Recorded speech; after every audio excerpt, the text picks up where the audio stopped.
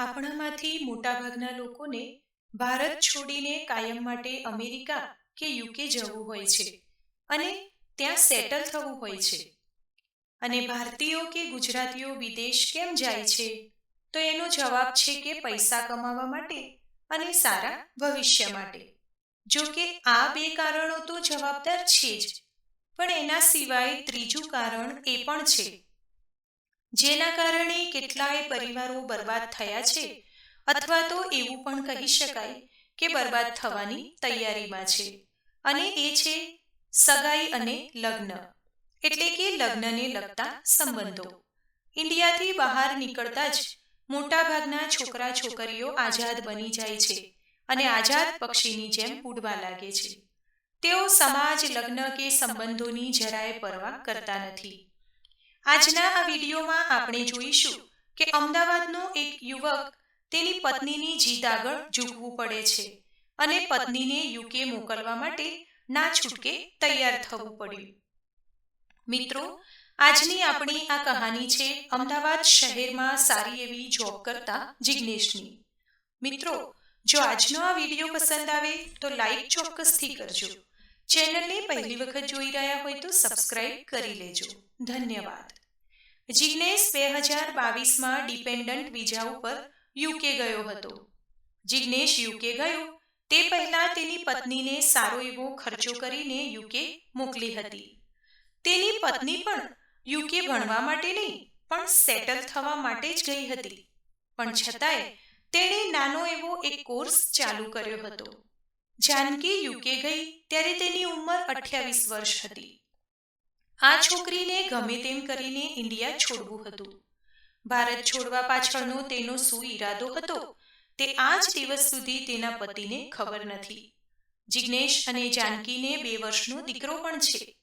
દીકરાને ભારતમાં મૂકીને જ આ બંને પતિ પત્ની યુકે ગયા હતા. જિગ્નેશ અને જાનકીના લગ્ન 2017માં થયા હતા. તેઓએ લવ મેરેજ કર્યા હતા. જાનકી એક સામાન્ય પરિવારમાંથી આવેલી છોકરી છે, જ્યારે જિગ્નેશ વેલ સેટલ પરિવારમાંથી આવતો છોકરો છે. લગ્ન પછી આ બંને પતિ પત્ની વચ્ચે કોઈ જ પ્રોબ્લેમ ન હતા. સામાન્ય રીતે તેમનું લગ્ન જીવન ચાલી રહ્યું હતું. જિગ્નેશના માતા પિતાએ એક ઘર પણ ખરીદીને આપ્યું હતું. 2019માં એટલે કે લગ્નના 2 વર્ષ પછી જાનકીએ દીકરાને જન્મ આપ્યો. બાળકનો જન્મ થતાં આ પરિવારમાં ખુશીઓનો માહોલ હતો. બંને પતિ પત્ની ખૂબ સારી રીતે સમજીને રહેતા હતા. પણ કોવિડ પછી અચાનક જ એવું થયું કે જાનકી સતત ફોન પર બિઝી રહેવા લાગી. પણ જિગ્નેશે ક્યારેય જાનકીને આ બાબત ઉપર કોઈ પ્રશ્ન કર્યો નહોતો. 2021માં જ્યારે કોવિડની અસર ઓછી થઈ પછી જિગ્નેશે ઘરમાં ફોરેન જવાની વાત કરી. તૈયારીઓ ચાલુ કરી. ડોક્યુમેન્ટ્સ રેડી થઈ ગયા. પણ જ્યારે છેલ્લા તબક્કા પર વાત હતી ત્યારે જાનકીએ જિગ્નેશને ફોરેન જવાની મોઢા ઉપર ચોખ્ખી ના પાડી દીધી.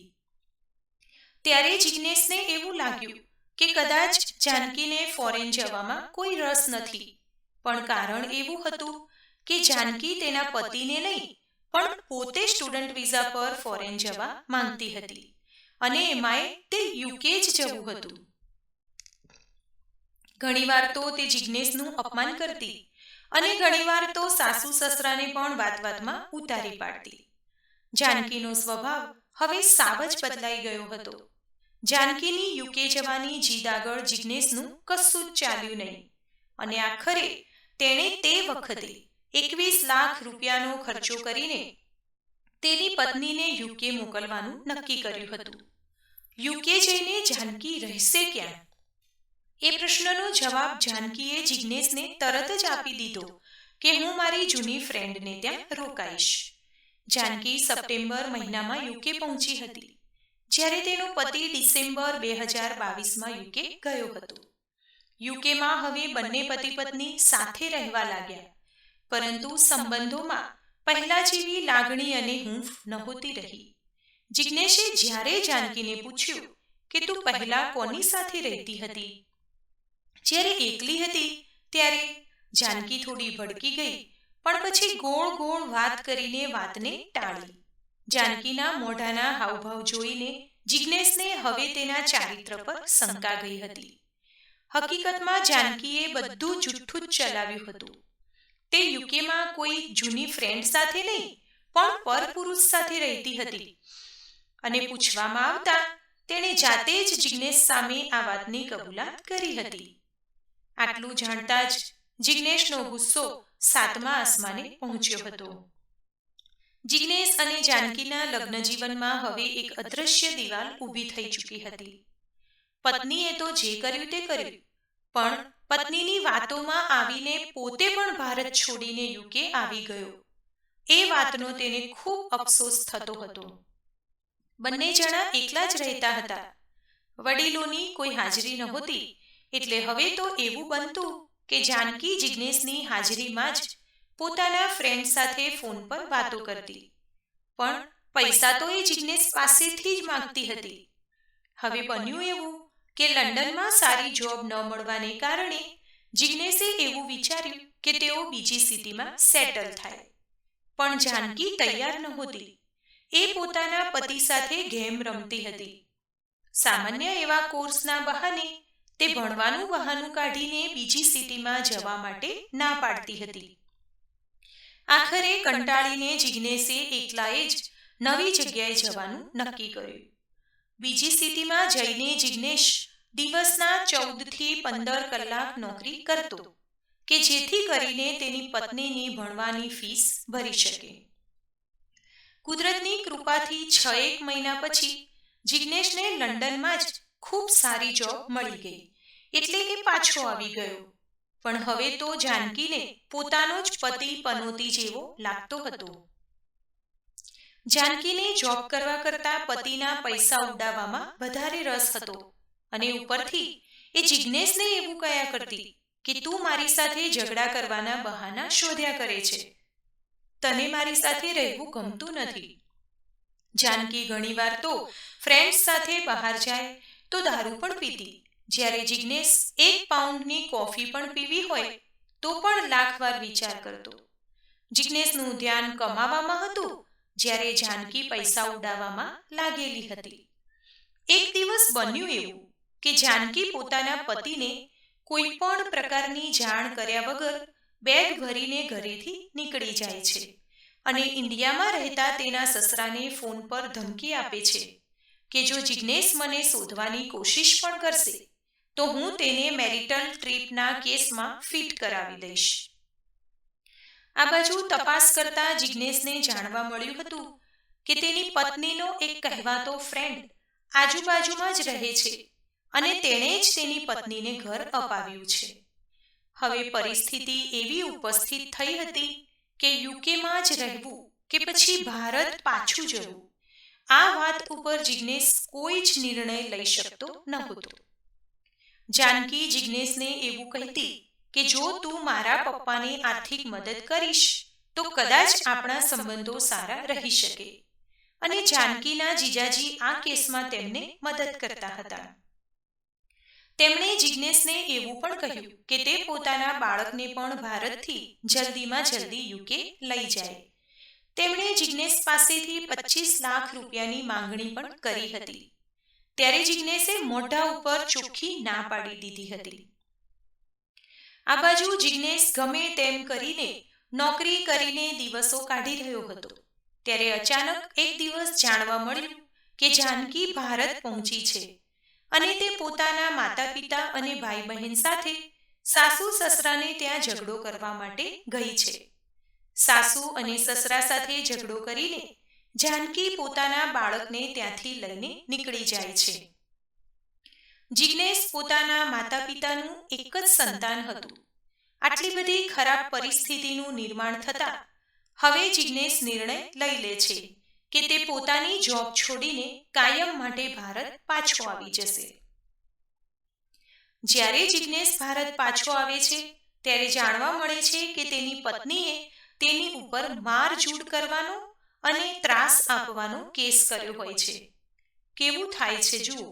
જિજ્ઞેશ ભારત પાછો આવે છે, જાનકી યુકેમાં રહે છે અને આ બંને પતિ પત્નીનું એકનું એક બાળક જાનકીના પિયરમાં નાના નાની પાસે રહે છે. આ આખોય પરિવાર વેર વિખેર થઈ ગયો હતો. પોલીસ દ્વારા એવું નક્કી કરવામાં આવ્યું હતું કે જિગ્નેશ પોતાના બાળકને મહિનામાં એક વખત મળી શકશે. જિગ્નેશ પોતાની પત્નીને સમજાવવા માંગતો હતો કે પોતાના દીકરા માટે થઈને જ તે પોતાની યુકેની જોબ છોડીને ઇન્ડિયા પાછો આવ્યો છે. પણ પત્ની તો હજુ લંડનમાં જ રહેતી હતી. કોર્ટમાંથી આદેશ મળ્યા પછી જિગ્નેશ જ્યારે પોતાના બાળકને મળે છે ત્યારે પૂછે છે કે પપ્પા, તમે મને મળવા કેમ નથી આવતા?